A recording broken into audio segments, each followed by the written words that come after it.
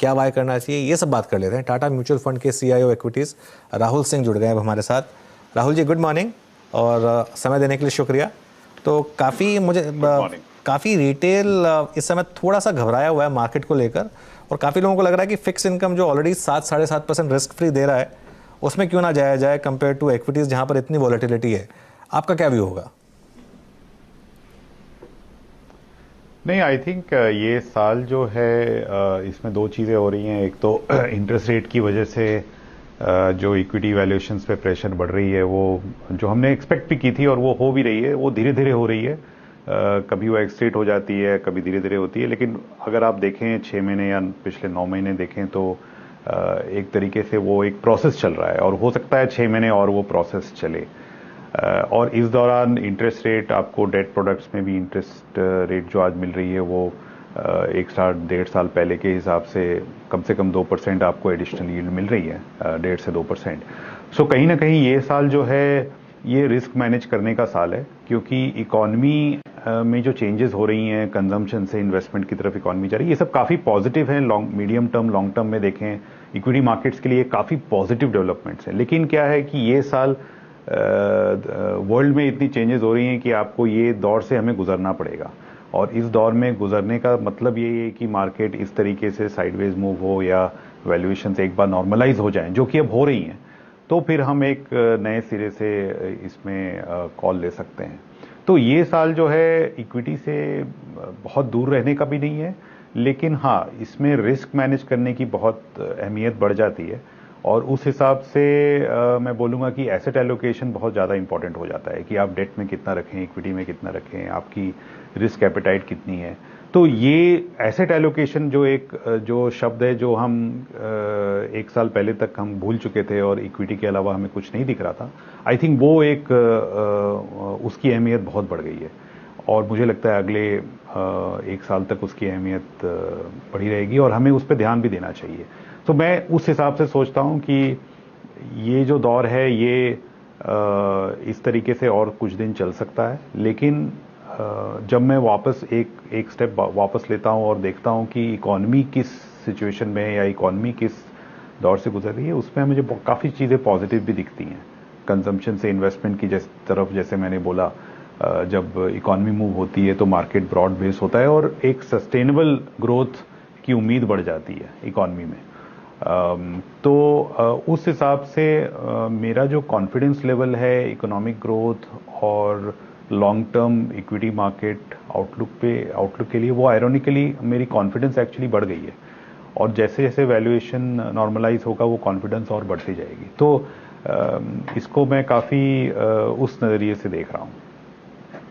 ठीक है, तो एसेट एलोकेशन में राहुल जी फिर इस समय आपका क्या एक रुख रहेगा? वो obviously individual to individual depend करेगा, किसका कितना रिस्क टेकिंग एबिलिटी है, किसकी कितनी एज है, उसके ऊपर भी डिपेंड करेगा। लेकिन एक ओवरऑल व्यू कितना एक्विटीज़ में रखना चाहिए, और विद इन एक्विटीज़ किन सेक्टर्स में आप इस समय बुलिश हैं?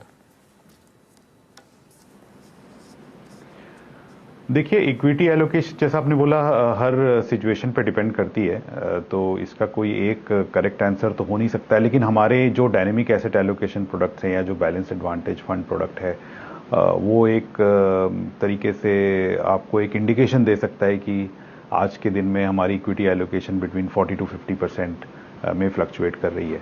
तो वो आपको एक ब्रॉड इंडिकेशन मिल सकता है कि हाँ भाई, मॉडल्स के हिसाब से हमारी इक्विटी एलोकेशन 50 के ऊपर नहीं होनी चाहिए। लेकिन हर आदमी का रिस्क एपेटाइट डिफरेंट है, नीड्स डिफरेंट हैं, और उनकी इनकम प्रोफाइल भी डिफरेंट है या प्रेडिक्टेबिलिटी ऑफ इनकम भी डिफरेंट है। तो लोग अपना उस हिसाब से अपने लिए जो ठीक है वो भी कर सकते हैं। बट ये एक ब्रॉड इंडिकेशन मेरे हिसाब से आज के दिन में मॉडल्स हमें ये बता रही हैं। सेक्टर्स के मामले में मेरा ये मानना है कि अगर हम देखें कि जो हमारी इकॉनमी है वो इन्वेस्टमेंट साइकिल की तरफ जा रही है, कैपेक्स की तरफ जा रही है, इंडस्ट्रियलाइजेशन की तरफ जा रही है, और इंडिया को जो फ़ायदा मिल रहा है आज आउटसोर्सिंग अपॉर्चुनिटी में, एक्सपोर्ट्स आउटसोर्सिंग अपॉर्चुनिटी में, ये अनप्रेसिडेंटेड है। ये हमने पहले कभी नहीं देखा। पिछले 10 साल में हम सोच रहे थे कि कैपेक्स साइकिल रिवाइव होगा, लेकिन इस तरीके से रिवाइव होगा और इस तरीके से भारत को ये दूसरा चांस मिल रहा है एक मायने से कि जो ग्लोबल आउटसोर्सिंग या ग्लोबल मैन्युफैक्चरिंग की जो मूव हो रही है और उसमें जो जिस जगह इंडिया पोजीशनड है और जिस जगह इंडिया पोजीशनड है चाइना से मार्केट शेयर लेने के लिए, आई थिंक ये सब काफ़ी इंपॉर्टेंट डेवलपमेंट्स हुई हैं पिछले 1 साल में। और इसके हमें ये शुरुआत है इसकी, और ये अगर चला 3 से 5 साल तो ये काफ़ी बड़ा थीम बन सकता है। तो मेरे हिसाब से जो 2-3 सेक्टर्स पे हम ज़्यादा पॉजिटिव हैं, एक तो बैंकिंग जिसमें obviously credit growth, interest margins या एनपीएल साइकिल अगर आप देखें तो काफ़ी चीज़ें सही जा रही हैं, और वैल्यूएशंस भी उस तरीके से मिड साइकिल वैल्यूएशंस ही हैं, बहुत हाई नहीं हुई हैं वैल्यूएशंस, और स्पेशली ये करेक्शन के बाद तो काफ़ी रीजनेबल हो गई हैं। दूसरा जो मैंने बोला manufacturing sector, industrial sector, capital goods, ये जो एक बड़ा सेक्टर है, बट इसमें आपको लार्ज कैप्स में स्टॉक्स नहीं मिलती हैं, इसमें आपको मिड एंड स्मॉल कैप्स में ज़्यादा स्टॉक्स मिलती हैं। तो मार्केट जैसा मैंने बोला इसलिए मुझे लगता है कि ब्रॉड बेस होगा, क्योंकि अगर इन सेक्टर्स में आपको पार्टिसिपेट करनी है, जैसे कैपिटल गुड्स हो गया, मैन्युफैक्चरिंग एंड इंडस्ट्रियल प्रोडक्ट्स, ये आपको इसमें मिड एंड स्मॉल कैप में काफ़ी अपॉर्चुनिटीज़ मिलेंगी। तो मेरा मानना ये है कि ये साल अगर इंडेक्स ने रिटर्न्स नहीं दिए या वेरी लो रिटर्न्स दिए, तो भी ब्रॉड मार्केट्स में आपको ये 2-3 सेक्टर्स में अच्छी अपॉर्चुनिटीज़ मुझे दिख रही हैं, और हम लोग की जो सारे फंड्स हैं वो भी उसी तरीके से पोजीशन्ड हैं। इसके अलावा देखिए आईटी एक स्टेबल सेक्टर हो गया है। जिस तरीके से हमें लग रहा था कि जो ग्लोबल स्लोडाउन है उसका काफ़ी ज़्यादा असर पड़ेगा और काफ़ी जोर से असर पड़ेगा, उतना असर नहीं दिख रहा है अभी हमें अपनी कंपनीज पे। तो एक तरीके से ये मैं समझूंगा कि ये सेक्टर एक स्टेबल सेक्टर हो गया है, ऑल्दो वैल्यूएशंस थोड़े बढ़ गए हैं, अभी थोड़े बाउंस बैक हो गए हैं, बट विजिबिलिटी इतनी बुरी नहीं है जितनी कि हमें लग रही थी 3 महीने पहले। ये एक हमारा इस तरीके का रवैया है सेक्टर्स में। कंज्यूमर सेक्टर में थोड़ी स्लो डाउन है, स्पेशली जो अर्बन सेक्टर जो बहुत फास्ट ग्रो कर रहे थे वहाँ थोड़ी स्लो डाउन है, लेकिन रूरल शायद रिकवर हो जाए। तो कंजम्पशन में कभी हार कभी जीत वाला हिसाब किताब है, एंड आई थिंक उसमें हमें स्टॉक स्पेसिफिक ज़्यादा ध्यान देना पड़ रहा है। सेक्टर ओवरऑल सेक्टर कॉल लेना उसमें ज़्यादा मुश्किल है, स्टॉक स्पेसिफिक कॉल उसमें ज़्यादा हो रहा है। सेम फार्मा में भी सेम सिचुएशन है। तो ये एक सेक्टोरल ये एक ब्रॉड मतलब व्यू हमारा जो है और हम जो फॉलो कर रहे हैं टाटा म्यूचुअल फंड में वो मैं आपको बताना चाह रहा था।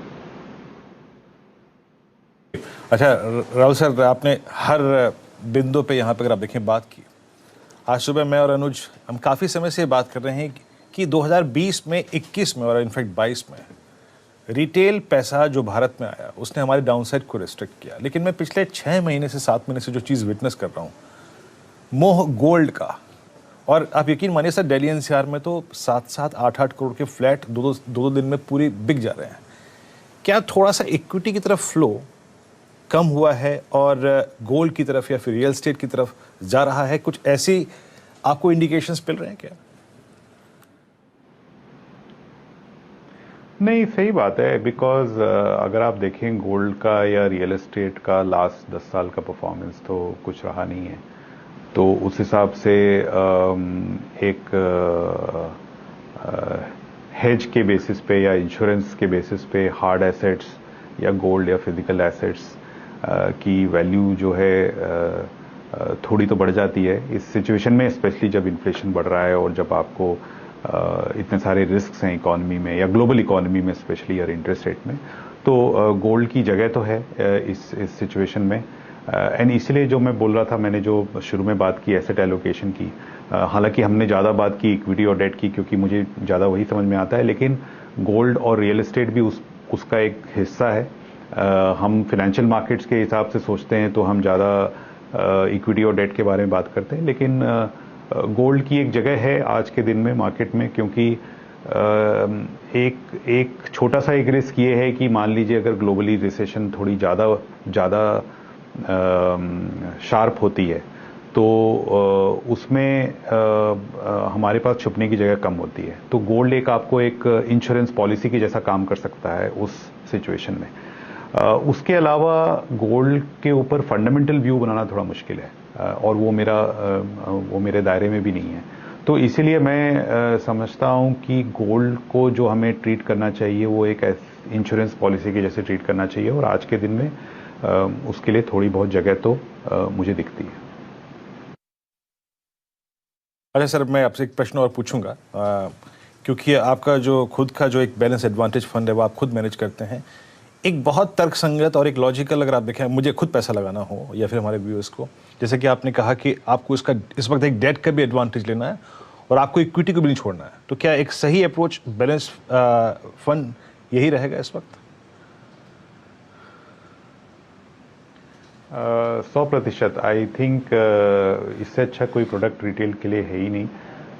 इसमें दो चीज़ें होती हैं, दो फ़ायदे होते हैं, स्पेशली जब मार्केट इस दौरान से गुजर रहा है। तो सबसे बड़ा फ़ायदा तो यही है कि आप इक्विटी में जो वॉलेटिलिटी है या जो रेंज बाउंड मूवमेंट है उसके अंदर भी आप उसका फ़ायदा उठा सकते हैं। जो माइनर वॉलेटिलिटी आपको दिखते रहती है मार्केट में, जो फ्लक्चुएशन हो रही है, 10% की फ्लक्चुएशन हमें दिख जाती है दोनों तरफ, तो उसका एक फ़ायदा उठा सकते हैं। दूसरा, एसेट एलोकेशन आपकी जो खुद से नहीं कर सकते हैं, एसेट एलोकेशन जो खुद से अपनी इक्विटी और डेट का एलोकेशन डिसाइड नहीं कर सकते हैं, और वो आप हम पे छोड़ सकते हैं, वो इस प्रोडक्ट पे छोड़ सकते हैं कि मॉडल के बेसिस पे क्या सही इक्विटी डेट एलोकेशन होनी चाहिए, वैल्यूएशन को देखते हुए या इंटरेस्ट रेट को देखते हुए, वो इसमें आपको मिल जाता है।